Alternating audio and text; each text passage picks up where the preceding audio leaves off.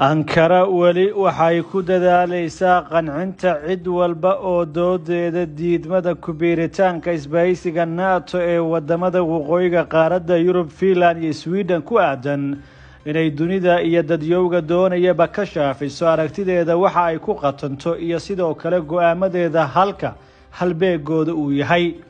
inkastoo Ankara weli ay muujinayso dabacsanaan diblomaasiyadeed iyo dareen dunida oo dhami ay la dhacayaan marka loo fiiriyo sida ay weli garnaqsi iyo golo ka hadal diyaar ugu tahay, haddana sidaas oo ay tahay marna ma aqbalayso inta siyaasadihii la yaqiinay ee wadamada kani ay Turkiga kula dhaqmayeen ilaa ay wax ka bedelaan. Ankara mowqifyadooda way cad yihiin, waxna iskama bedeli doonaan, si cad ayayna u hor istaagi doontaa sida ka muuqata war rasmi ah oo warbaahinta gudaha wadanka Turkiga ay qorayaan.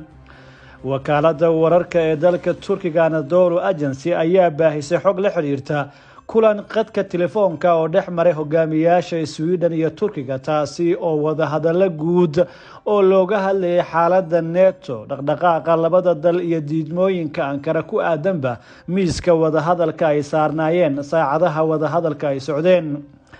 madaxweynaha wadanka Turkiga Rajab Tayyip Erdogan waxa uu kulanka ka sheegay in Turkiga uu mar walba si buuxda u taageersan yahay siyaasadda furfuran ee NATO, wuxuuna tilmaamay in wadajirku uu yahay qiimo aasaasi ah oo ka dhex jira isbahaysiga marka loo eego amniga dalalka xubnaha ka ah iyo kuwa wadajirka ah.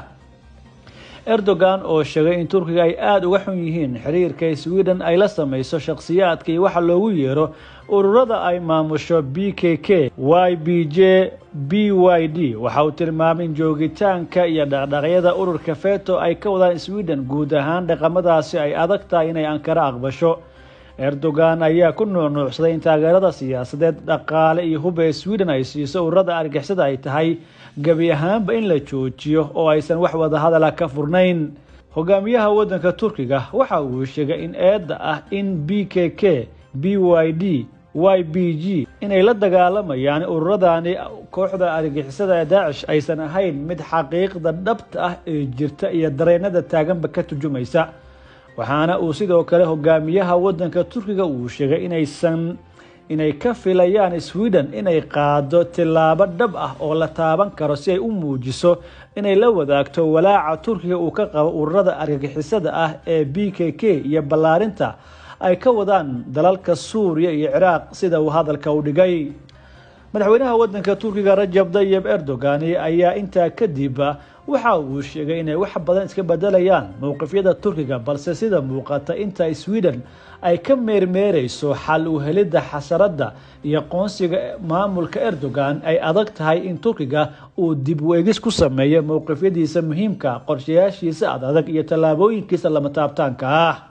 madaxweynaha wadanka Turkiga ayaa sidoo kale sheegay in intaasi kadib howlgalkii guga nabadda oo ay ku qabsadeen inay fuliyaan qatarta argagixisada ah ee Suuriya ilaa Turkiga, in sidoo kale ay muhiim tahay in la qaado xayiraadaha Sweden ku soo rogtay Turkiga ee warshadaha difaaca. inta arrimahaasi oo dhami ay ka dhaqangalayaan, Sweden maamulkoodana ay aqbalayso, ay adag tahay in mowqifyada Turkiga ay wax iska bedelaan.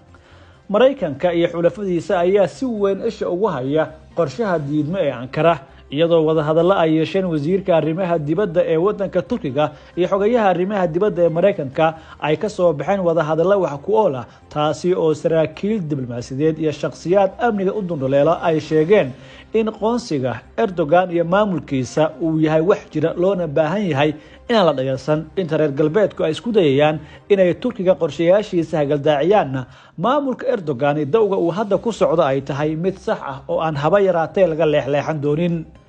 Sweden tan iyo markii mowqifka diidmo ee Erdogan uu soo baxay, walaac weyn ayaa dabcan ku siyaaday, taas oo markii horeba ay dareemayeen oo ay la daalaadhacayeen qorshayaal gudaha ah iyo dareenno ka imaanaya dalalka dariska.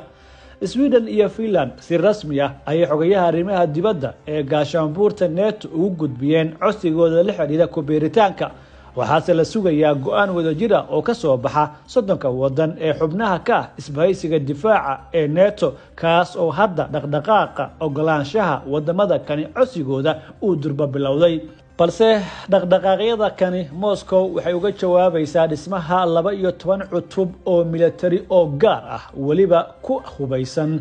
hubka nuucyadiisa kala duwan sida laga soo xigtay wasiirka wasaaradda difaaca ee dalka Ruushka waxaana uu hadalkaasi ka shigay shir amniga oo ballaaran oo albaabadu ay u xirnaayeen oo ka qabsoomay xarunta shirarka ee wasaaradda gaashaandhigga